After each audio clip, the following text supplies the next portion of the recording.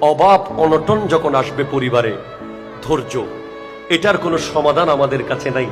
এটার একটাই সমাধান, সবর, সবর, সবর, সবর।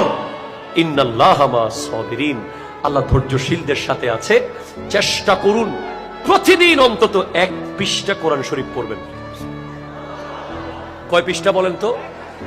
হতাশার সময় বেনসন খাবেন না, ড্রাগ নেবেন না, ইয়াবা খাবেন না, বন্ধু বান্ধবের সাথে মিলে উল্টাপাল্টা কাজ করবেন না। হতাশা হলেই পড়া শুরু করবেন। আউযু বিল্লাহি মিনাশ শাইতানির রাজীম। বিসমিল্লাহির রহমানির রহিম। ওয়াদ-দুহা والليل إذا سجى ما ودعك ربك وما قلى وللآخرة خير لك من الأولى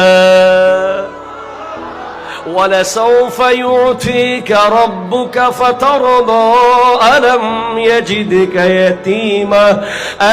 يجدك يتيما فآوى ووجدك ضالا فهدى ووجدك عائلا فأغنى فأما اليتيم فلا تقهر وأما السائل فلا تنهر وأما بنعمة ربك فحدث।